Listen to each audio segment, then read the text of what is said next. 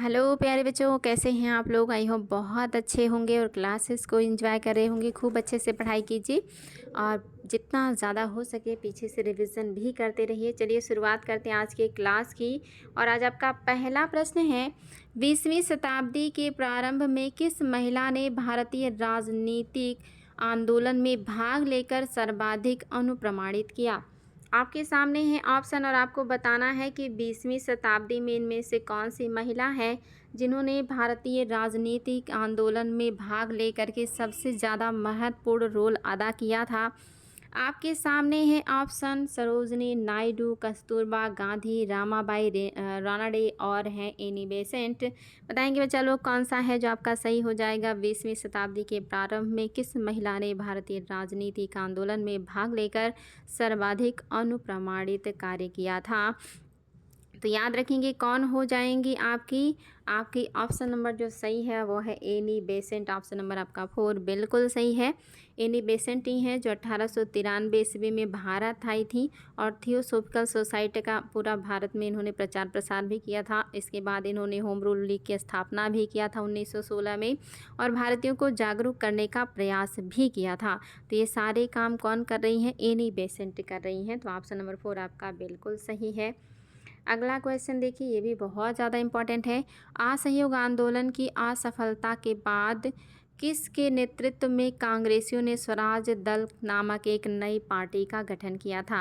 आपको बताना है जब असहयोग आंदोलन असफल हो गया था तो किसके नेतृत्व में स्वराज पार्टी की स्थापना की गई थी। आपको उनका नाम बताना है। पहला ऑप्शन है महात्मा गांधी, दूसरा है वल्लभ भाई पटेल, तीसरा है CR दास और चौथा है मोतीलाल नेहरू।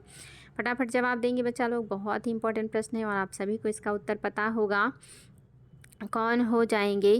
तो याद रखेंगे आपका जो ऑप्शन नंबर सही है वो है आपका CR दास, यानी कि जो आपके CR दास हैं जिनको देश बंधु भी कहा जाता है, जिसका मतलब है the father of nation. Chittaranjan Das ने ही इन्हीं के नेतृत्व में ये आंदोलन जब असफल हो गया गांधी जी का, तो फिर इन्होंने क्या किया, स्वराज पार्टी की स्थापना कर दी थी और ये इंग्लैंड में वकालत करके ये भी भारत आए थे और भारत में ये बैरिस्टर थे यानी कि वकील थे। और इन्होंने जब गांधी जी ने असहयोग आंदोलन स्थगित किया तो इन्हीं के नेतृत्व में मोतीलाल नेहरू हो गए, अरविंद घोष, इन सभी लोगों ने क्या किया है, इनकी मदद करी थी और एक तरीके से कि इन्होंने काफ़ी महत्वपूर्ण रोल अदा किया था और स्थापना किया था जो है एक नए संगठन का जिसका नाम था स्वराज दल। और ये स्थापना कब हुई थी, 1923 में हुई थी। कभी कभी ईयर भी पूछ लेता है तो ईयर भी याद रखना है। अगला देखिए, 1923 के विधान परिषद चुनाव में स्वराज पार्टी ने कहां पर बहुमत हासिल की। 1923 ईस्वी के जो विधानसभा चुनाव हुआ तो इस पार्टी ने कहां पे बहुमत हासिल की। इसी वर्ष इसकी स्थापना हो रही है और इसी वर्ष इसने चुनाव में बहुमत भी हासिल कर लिया था। एक बड़ी जीत थी। पहला कह रहा है बिहार, दूसरा कह रहा है मध्य प्रांत, तीसरा कह रहा है मद्रास और चौथा कह रहा है पंजाब। आपके सामने है 4 ऑप्शन और आपको बताना है उस प्रांत का नाम जहां पर 1923 में स्वराज पार्टी के लोगों ने बहुमत हासिल करी थी। तो याद रखेंगे बच्चा लोग क्या है जो सही हो जाएगा। आपका ऑप्शन नंबर जो सही है वो है आपका मध्य प्रांत, सेंट्रल प्रोविंशियल में ही स्वराज पार्टी के लोगों ने बहुमत हासिल की थी। स्वराज पार्टी के अध्यक्ष CR दास थे और मोतीलाल नेहरू इसके महासचिव थे और इन लोगों ने जीत हासिल की थी। 101 निर्वाचित सीटों में से 42 सीटों पर इन्होंने जीत हासिल करके एक बड़ी जीत का परचम लहराया था। तो याद रखिएगा आपका जो ऑप्शन नंबर 2 है ये बिल्कुल सही है। अगला देखिए, 1940 के बाद प्रथम व्यक्तिगत ग्रही कौन था। 1940 के बाद प्रथम व्यक्तिगत सत्याग्रही कौन थे, आपको उनका नाम बताना है। फटाफट कमेंट कीजिएगा, बहुत इंपॉर्टेंट प्रश्न है। आयोग ने इसको कई बार पूछा हुआ है कि कौन प्रथम सत्याग्रही थे, कौन द्वितीय सत्याग्रही थे, यहाँ तक पूछा है कि तृतीय सत्याग्रही कौन थे। तो निश्चित ही आप लोगों को ये सारी बातें याद रखनी है। 17 अक्टूबर 1940 में जो आपका आंदोलन शुरू हुआ था व्यक्तिगत सत्याग्रह, इसके जो प्रथम सत्याग्रही थे वो थे विनोबा भावे। दूसरे जो सत्याग्रही थे वो थे जवाहरलाल नेहरू। याद रखिएगा सब पूछा हुआ है, जवाहर थे। और तीसरे थे पटेल, वेरी वेरी इंपॉर्टेंट, याद रखिएगा। पहले विनोबा हैं, दूसरे जवाहर हैं और तीसरे हैं पटेल। ये सारे लोग व्यक्तिगत सत्याग्रह 1940 में प्रथम, द्वितीय और तृतीय सत्याग्रही इनको नामित किया गया था, याद रखिएगा। बहुत ही ज़्यादा महत्वपूर्ण प्रश्न है। अगला क्वेश्चन भी बहुत इंपॉर्टेंट है और इसका उत्तर मेरे सभी बच्चों को पता होगा। सुभाष चंद्र बोस द्वारा 1939 में निम्न में से किस संस्था की स्थापना की गई थी? आपको संस्था का नाम बताना है, सभी को पता होगा। Indian association, servant of India society, forward block या भारतीय सेना। तो निश्चित ही बच्चा लोग इसमें कोई समस्या नहीं होगा आप सभी को। 1939 में त्रिपुरी संकट के बाद इन्होंने कांग्रेस के अध्यक्ष पद से त्यागपत्र दे दिया था और इसके बाद इन्होंने कांग्रेस से अलग होकर के अपने लिए एक अलग संस्था की स्थापना की जिसका नाम था forward block. Very very important, option number आपका 3 बिल्कुल सही है और ये आप सभी को पता है। अगला प्रश्न देखिए, ये भी आपका बहुत ही ज़्यादा महत्वपूर्ण है। कह रहा है 2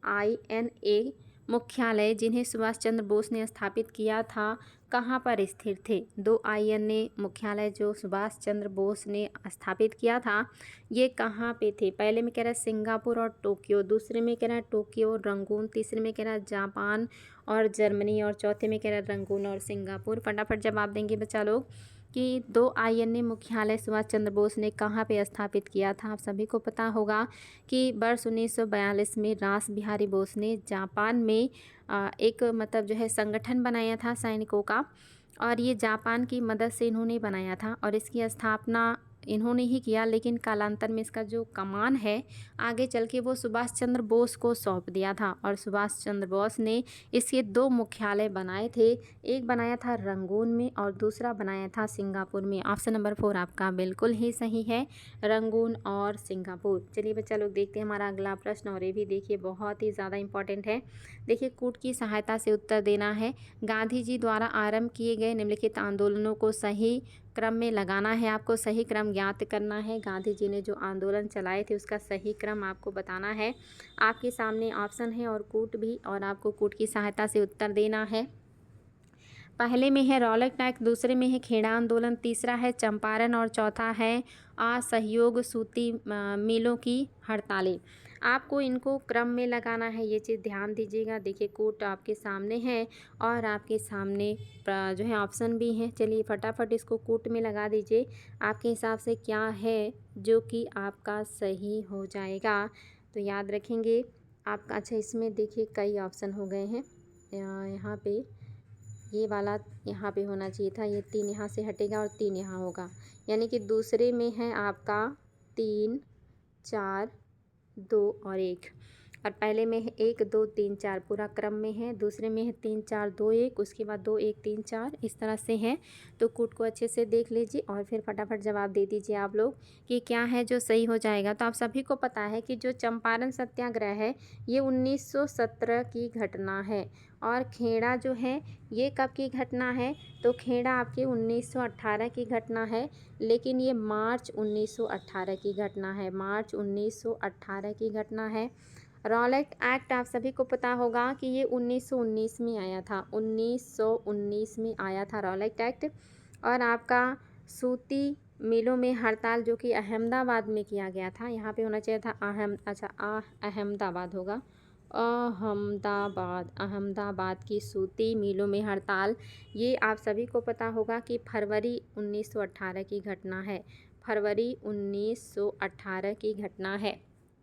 तो अब देखिए कितना आसान हो गया। सबसे पहले आपका चंपारण आएगा यानी कि तीसरा, उसके बाद आपका फरवरी 1918 की घटना आएगी यानी कि अहमदाबाद 4, उसके बाद खेड़ा आएगा और लास्ट में रॉलेट एक्ट आएगा यानी कि ऑप्शन नंबर 2 आपका बिल्कुल सही है। 3 4 2 1, 3 4 2 1 ऑप्शन नंबर 2 आपका बिल्कुल सही है। बहुत ही इंपॉर्टेंट इवेंट हैं ये सारे, तो मोस्टली बच्चों को याद रहते हैं, याद रखिएगा, बहुत इंपॉर्टेंट है। अगला माउंट बेटन योजना प्रस्तुत की गई थी। माउंट बेटन योजना कब प्रस्तुत की गई थी? आपके सामने ऑप्शन है और आपको देना है जवाब। पहला है 13 जून 1947 को, दूसरा है 3 जून 1947 को, तीसरा है 3 जुलाई 1947 को और चौथा है 13 जुलाई 1947 को। फटाफट जवाब दीजिएगा। माउंटबेटन योजना प्रस्तुत की गई थी। कब प्रस्तुत किया गया था? 3 जून 1947 को, या 13 जून 1947 को, या 3 जुलाई 1947 को, या आपके अच्छा हाँ 13, ठीक है। आपके पास 4 ऑप्शन हैं और आपको देना है जवाब। आपके हिसाब से क्या है जो सही हो जाएगा? देखिए, आयोग का पूछा हुआ प्रश्न है कि माउंटबेटन योजना जो है ये कब प्रस्तुत की गई थी। तो याद रखेंगे बच्चा लोग, आपके जो इटली हैं यानी कि प्रधानमंत्री इटली थे, इन्होंने 20 फरवरी 1947 को हाउस ऑफ कॉमन्स में बयान देते हुए घोषणा किया था कि जून 1948 में भारत को हम आज़ाद कर देंगे। और इसी मतलब लिए माउंटबेटन योजना बनाई गई और भारत भेजी गई। और जो कब आई है? 3 जून 1947 को इस योजना ने अपनी बातों को प्रस्तुत किया है। तो आपका ऑप्शन नंबर 2 बिल्कुल सही है। 3 जून 1947 को माउंटबेटन ने अपने प्रस्ताव को प्रस्तुत किया था, जो कि 20 फरवरी 1947 को इटली ने घोषणा किया था कि हम जून 1948 को भारत को आज़ाद कर देंगे। तो ये चीज़ें याद रखिएगा बच्चा लोग, बहुत ही ज़्यादा इम्पॉर्टेंट है। और ब्रिटिश संसद ने 18 जुलाई 1947 को भारतीय स्वतंत्रता अधिनियम पारित कर दिया था। ये क्वेश्चन भी आया है कि भारतीय स्वतंत्रता अधिनियम कब पारित किया गया था? तो 18 जुलाई 1947 को किया गया था। 18 जुलाई 1947 को किया गया था। ये भी याद रखिएगा, भारतीय स्वतंत्रता अधिनियम पारित कर दिया गया था। घोषणा कब किया था इटली ने? ये क्वेश्चन भी आया है। 20 फरवरी 1947 को। कब आज़ाद करने की बात कही थी? जून 1948 को। और इस परिप्रेक्ष्य में माउंटबेटन प्रस्ताव कब प्रस्तुत किया गया? तो 3 जून 1947 को। ये सारी चीज़ें याद रखिएगा, बहुत ही ज़्यादा इम्पॉर्टेंट है आप सभी के लिए। सारी बातें आयोग ने पूछी हुई हैं जो मैंने आपको बताई हैं। अगला प्रश्न देखिए, भारतीयों को वर्ष 1947 में सार्वभौम सत्ता सौंपने की योजना निम्न में से किस नाम से जानी जाती है? आपको बताना है कि भारतीयों को वर्ष 1947 में सार्वभौम सत्ता सौंपने का जो योजना है, इसको किस नाम से जाना जाता है? डूरंड योजना, मार्ले मिंटो सुधार, माउंटबेटन योजना, या रेड क्लिफ? तो निश्चित ही बच्चा लोग, अब तो इसमें आप लोग को कोई समस्या नहीं है, क्योंकि हमने अभी अभी इसको सॉल्व किया है कि 3 जून 1947 को माउंटबेटन योजना प्रस्तुत की गई थी, जिसके तहत भारत को आज़ाद करना था। और भारतीय स्वतंत्रता जो अधिनियम है, ये 18 जुलाई 1947 को पारित कर दिया गया था। तो वेरी वेरी इंपॉर्टेंट है आपका माउंटबेटन योजना। अगला क्वेश्चन देखिए, गांधी जी द्वारा दांडी मार्च का प्रारंभ किया गया था। ये देखिए, आयोग ने इसको कई बार पूछा है और आपको मालूम भी होगा। दांडी मार्च बहुत ही फेमस घटना है। आप सभी को पता होगा कि गांधी जी ने कब शुरू किया था? 26 जनवरी 1930 को, या 15 अगस्त 1930 को, या 12 मार्च 1930 को, या 12 अप्रैल 1930 को। तो निश्चित ही में चलो आपका ऑप्शन नंबर जो 3 है बिल्कुल सही है। आप सभी को पता होगा, महात्मा गांधी ने 12 मार्च 1930 को अपना प्रसिद्ध दांडी मार्च शुरू किया था। और ये इन्होंने साबरमती आश्रम से 80 लोगों के साथ मतलब जो है शुरू किया था। और लगभग 24 दिन की लंबी यात्रा के बाद ये 6 अप्रैल 1930 को दांडी में कानून को तोड़ते हैं, नमक कानून को तोड़ते हैं। तो ये भी याद रखिएगा, कितने दिन की यात्रा थी? 24 दिन की यात्रा थी। नमक कानून कब तोड़ा था? तो 6 अप्रैल 1930 को तोड़ा था। 6 अप्रैल 1930 को तोड़ा था। ये भी याद रखिएगा, बहुत इंपॉर्टेंट है। कितने लोगों के साथ यात्रा किया था? तो 80 लोगों के साथ इन्होंने यात्रा किया था। और कहाँ से शुरू किया था? तो साबरमती आश्रम से शुरू किया था। ये सारी चीज़ें याद रखिएगा। और इसी दरमियान गांधी जी की तरह मतलब जो काम है, इसका नेतृत्व जो है आपके जो क्या कहते हैं, गोपालाचारी, इन्होंने तिरुचिरापल्ली में भी नमक कानून तोड़ने का काम किया था। और आपको मैंने बताया भी था कि बेदारण्य तक इन्होंने पैदल यात्रा किया था। ये सारी चीज़ें याद रखिएगा, बहुत इंपॉर्टेंट है। अगला देखिए, धरसना नामक धरने का निम्नलिखित में से किस यूनाइटेड प्रेस के संवाददाता ने वृहद विवरण दिया है? आपको बताना है, धरसना नामक धरने का निम्नलिखित में से किस यूनाइटेड प्रेस के संवाददाता ने बृहद विवरण प्रदान किया है? आपके सामने है ऑप्शन। पहला ऑप्शन है CS एंड्रयूज़, दूसरा है RR पामर, तीसरा है बेब मिलर, और चौथा है एंथनी। बताएंगे बच्चा लोग क्या है जो सही हो जाएगा? धरसना बहुत ही फेमस घटना है और इसका जो जीवंत वर्णन किया है वो किया है यूनाइटेड किंगडम के ही एक पत्रकार, जिनका नाम था बेब मिलर। ये आयोग ने कई बार पूछा हुआ है। 1930 में सरोजनी नायडू ने जो है एक तरीके से कहिए कि इन्हीं के नेतृत्व में कई सारे लोगों ने धरसना नामक कारखाने पर हमला किया था और वहाँ जो है नमक वगैरह डंप करके रखा गया था। उसी को मतलब जो है प्राप्त करने के लिए ये एक तरीके से आंदोलन था। और इस समय यहाँ पर जो मतलब उपस्थित थे, याद रखिएगा, यहाँ पे उपस्थित थे आपके बेब मिलर जो हैं ये उपस्थित थे। ये आपके लिए काफ़ी इंपॉर्टेंट है और ये आपके अमेरिकी पत्रकार हैं, ये चीज़ याद रखिएगा। मैं ब्रिटिश बोल रही थी, अमेरिकी पत्रकार थे बेब मिलर और इन्होंने इसका जीवंत वर्णन किया। इन्होंने यहाँ तक लिखा था कि धर्सना जैसा भयानक दृश्य मैंने अपने जीवन में कभी नहीं देखा था। इतना बेरहमी से जो पुलिस है वो महिलाओं, बच्चों और बुजुर्गों पर लाठीचार्ज कर रही थी। बहुत सारे लोगों की मृत्यु हुई, बहुत सारे लोग बुरी तरह घायल हुए थे। तो इसका जीवंत वर्णन एक पत्रकार हैं, अमेरिकी पत्रकार, जिन्होंने इसका बहुत ही बेहतरीन तरीके से जीवंत वर्णन किया है। उनका नाम है बेब मिलर। ऑप्शन नंबर आपका 3 बिल्कुल सही है। महात्मा गांधी द्वारा आरंभ किए गए सविनय अवज्ञा आंदोलन का उद्देश्य क्या था? महात्मा गांधी ने जो सविनय अवज्ञा आंदोलन शुरू किया था, इसका क्या उद्देश्य था? पहला कह रहा ब्रिटिश सरकार द्वारा संवैधानिक सुधार हेतु दबाव डालने। दूसरा कह रहा भारत में एक पूर्ण उत्तरदायित्व पूर्व सरकार का गठन करना। तीसरा भारत को एक औपनिवेशिक राज्य बनाना और चौथा उपरोक्त में से कोई नहीं।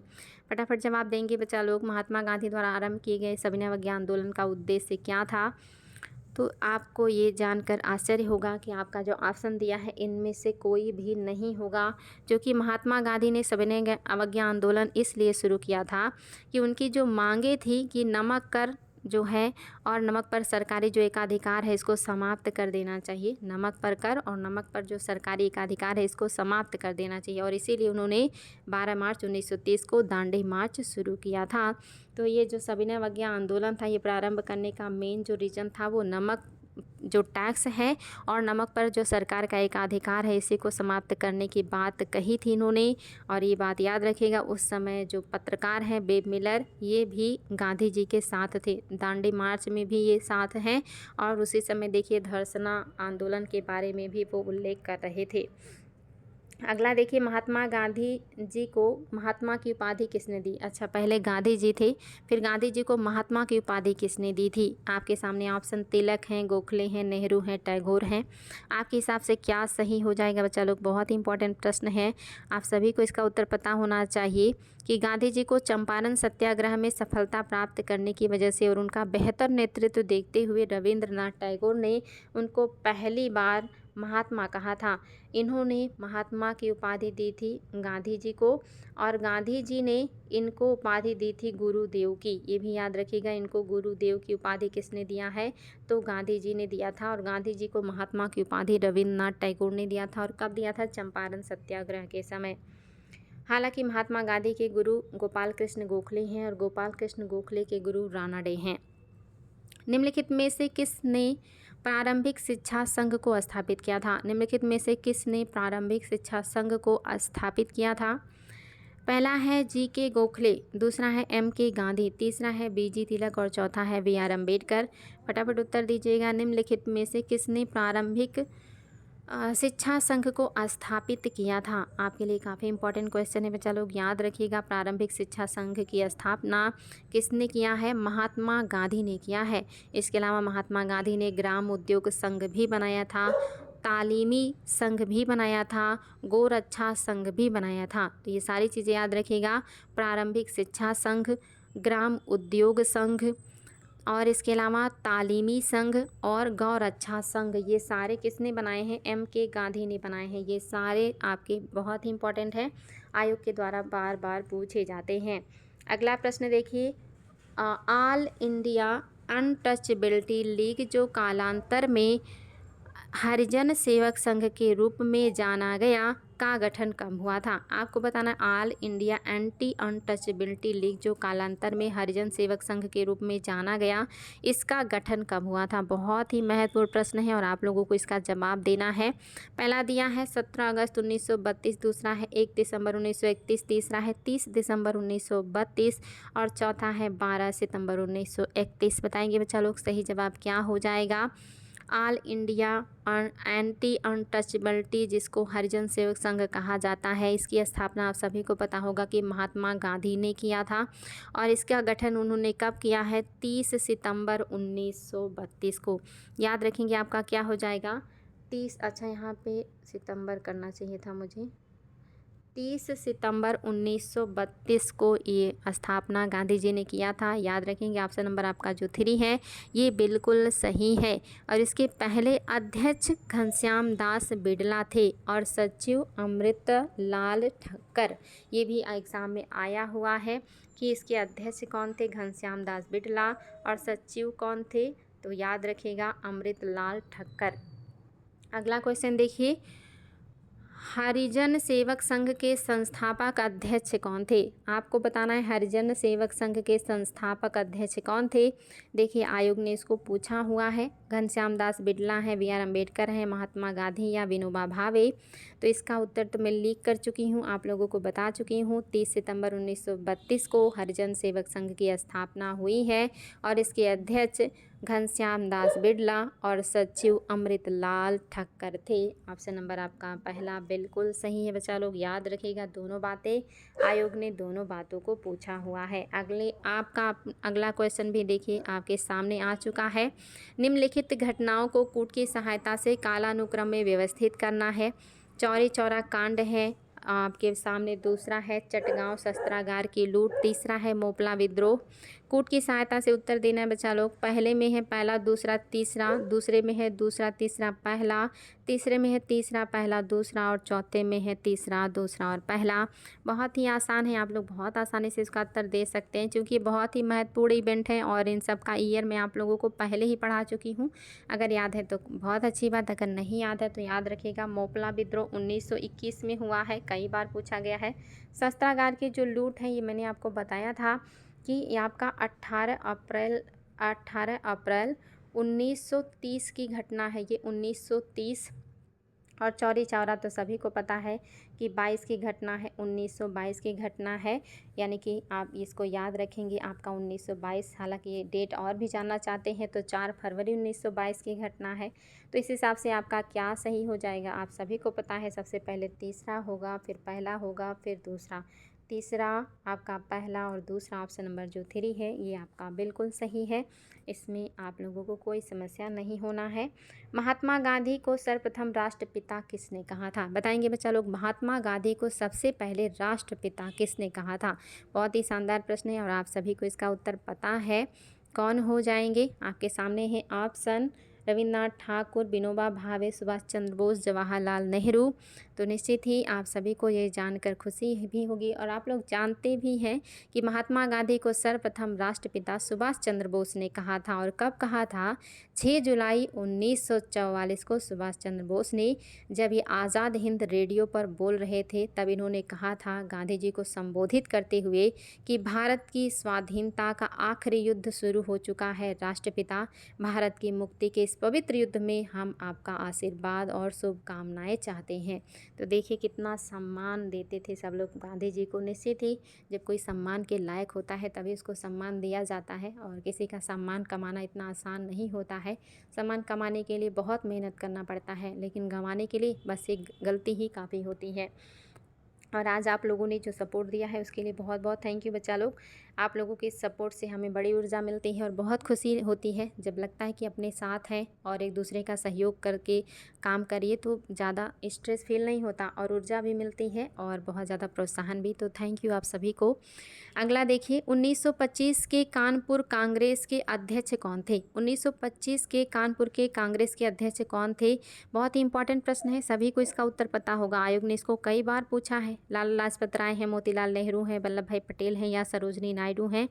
तो क्या हो जाएगा बच्चा लोग? आप सभी को इसका उत्तर पता है। मुझे पता है कि सरोजनी नायडू ने ही ये भारत की पहली महिला है जिन्होंने आपके कांग्रेस की अध्यक्षता की है और ये अधिवेशन 40वें नंबर का अधिवेशन था, ये भी याद रखिएगा। ये कई बार आया है कि कब उन्होंने किया है, 1925 में किया है, कहाँ पे किया है, कानपुर में किया है, किसने किया है, नायडू ने किया है और किस नंबर का था? तो 40वें नंबर का ये अधिवेशन था। ये सारी चीज़ें याद रखिएगा, बहुत ही ज़्यादा इम्पॉर्टेंट है। चलिए बढ़ते हैं आगे और देखते हैं हमारा अगला क्वेश्चन। कह रहा है निम्नलिखित कथनों पर विचार कीजिए, नीचे दिए गए कौन सा है जो सही सुमेलित नहीं है। इसमें से कौन सा है जो सही सुमेलित नहीं है आपको बताना है। एक तरफ राजनीतिज्ञ है, दूसरी तरफ उनकी पत्नियां हैं, कौन मतलब सही सुमेलित नहीं है। पहला है देश बंधु चितरंजन दास, क्या इनकी पत्नी का नाम बसंत देवी था। दूसरा है लाला लाजपत राय, क्या इनकी पत्नी का नाम राधा देवी था। तीसरा है महात्मा गांधी, क्या इनकी पत्नी का नाम कस्तूरबा बाई था। और चौथा है मोतीलाल नेहरू, क्या इनकी पत्नी का नाम स्वरूप रानी था। और पांचवा है कि उपरोक्त में से कोई भी गलत नहीं है, यानी कि सभी सही हैं। फटाफट उत्तर दीजिएगा बच्चा लोग। आज आप लोगों को कई सारे लोगों की पत्नियों के नाम भी पता चल गए होंगे जो शायद आप लोग नहीं जानते रहे होंगे। तो क्या है सही, कोई भी ऐसा नहीं है जो सुमेलित ना हो, यानी कि सभी सुमेलित हैं। साइमन कमीशन का गठन कब हुआ था? साइमन कमीशन का गठन कब हुआ? पहला है 1926, दूसरा 1927, तीसरा 1928 और चौथा है 1929। आपके सामने है 4 ऑप्शन और आपको बताना है साइमन कमीशन का गठन कब हुआ था। और ये क्वेश्चन भी अपने आप में काफ़ी विवादित प्रश्न है, यानी कि यहाँ से क्वेश्चन बहुत बनते हैं।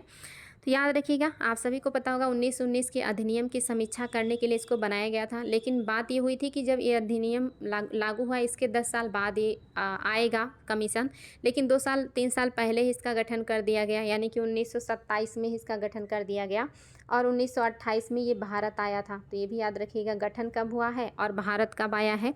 तो 27 में इसको बनाया गया था, 7 सदस्य थे और सारे के सारे अंग्रेज़ थे, इसीलिए इसका विरोध हो रहा था। और 3 फरवरी 1928 को ये भारत पहुंचा था और इसका पुरजोर विरोध किया गया। इसी की रिपोर्ट पे गोलमेज सम्मेलन बुलाए गए बाद में।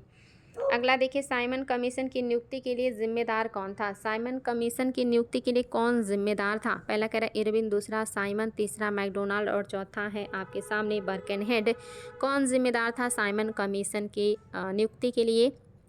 तो याद रखेंगे चलो क्या है जो सही हो जाएगा। तो जो आपके उस समय के भारत सचिव थे, इनका नाम था बर्केनहेड। और ये भारतीयों के समक्ष एक चुनौती रखते हैं कि आप ऐसा कोई संविधान बनाकर तैयार कीजिए जो सभी को समझ में आए, जो सभी लोग उसको मान्यता दे, सभी भारतीय मान्यता दे। तो ये इनकी वजह से एक तरीके से कहिए ये जिम्मेदार थे इसकी स्थापना के लिए। आपका ऑप्शन नंबर जो 4 है बिल्कुल सही है, जिम्मेदार यही माने जाते हैं। अगला देखिए, किसके सुझाव पर भारतीयों को साइमन कमीशन से बाहर रखा गया था? किसने सुझाव दिया कि भारतीयों को साइमन कमीशन से बाहर रखा जाए? रीडिंग है, चेम्सफोर्ड है, इरविन है या साइमन है? देखिए, आपका पहला सवाल था कि किसकी वजह से ये बना था, जिम्मेदार कौन था साइमन कमीशन के लिए? तो जिम्मेदार कौन थे? बर्केनहेड। बनाया किस लिए गया था? 1919 के अधिनियम की समीक्षा करने के लिए। और किसने कहा कि इसमें भारतीयों को मत रखिए, सिर्फ अंग्रेज़ रखिए? तो ये बात भी याद रखिएगा, ये कहा था उस समय के गवर्नर जनरल लॉर्ड इरविन ने कहा था। इरविन के सुझाव पे ही भारतीयों को इससे बाहर रखा गया था। और जब कमीशन भारत आया तो लोगों ने नारे दिए कि भारत से वापस जाओ, साइमन कमीशन वापस जाओ। बम्बई में इसका जो विरोध कर रहे थे, नेतृत्व कर रहे थे, वो यूसुफ मेहर थे। लाहौर में लाला लाजपत राय थे जिनके ऊपर लाठीचार्ज हुआ और उनकी मृत्यु हुई। लखनऊ में गोविंद बल्लभ पंत और जवाहरलाल नेहरू इसका विरोध कर रहे थे। ये भी याद रखिएगा, बहुत ज़्यादा इम्पॉर्टेंट है। इंग्लैंड में सार्वजनिक तौर पर वितरित करने के लिए 1930 के साइमन कमीशन की रिपोर्ट की पहले भाग की चर्चा का विषय क्या था? इंग्लैंड में सार्वजनिक तौर पर वितरित करने के लिए 1930 के साइमन कमीशन की रिपोर्ट की पहली भाग की मतलब जो है पहले भाग की चर्चा का क्या विषय था? यानी कि इंग्लैंड में वितरित करना चाहते थे 1930 में और इसलिए इनकी रिपोर्ट के जो चर्चा का पहला विषय था उसका क्या मतलब मोटिव था? पहला कह रहा उद्योग, दूसरा कह रहा व्यापार, तीसरा कह रहा कृषि और चौथा कह रहा संवैधानिक प्रगति। बताएंगे बच्चा लोग आपके हिसाब से क्या है जो सही हो जाएगा? तो इंग्लैंड में सार्वजनिक तौर पर वितरित करने के लिए 1930 की साइमन कमीशन की रिपोर्ट की पहले भाग की जो चर्चा थी इसका विषय था संवैधानिक प्रगति। कितना संवैधानिक प्रगति हुई है और क्या सुधार करना चाहिए?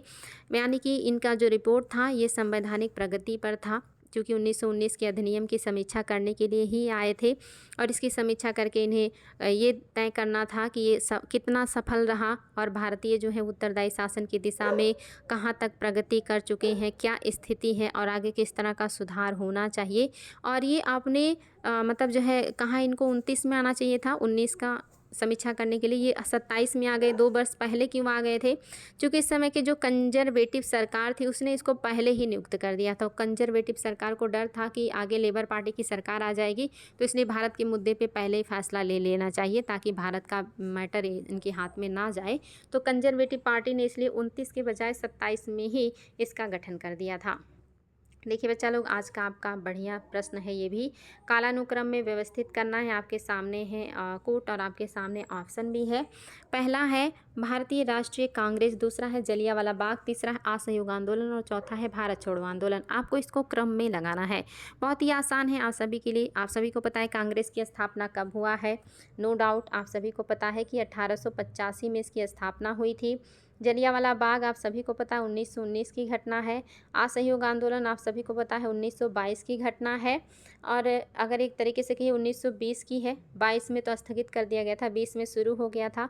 भारत छोड़ो आपका 1942 की घटना है। तो इस हिसाब से आपका सब कुछ क्रम में लगा हुआ है, कुछ भी नहीं करना है आपको। ऑप्शन नंबर फर्स्ट आपका बिल्कुल सही हो जाएगा। 1 2 3 4 एकदम क्रम में है। तो उम्मीद है बच्चा लोग प्रश्न का संग्रह आपको अच्छा लगा होगा। अगर अच्छा लगा है तो कमेंट बॉक्स में ज़रूर लिखिएगा।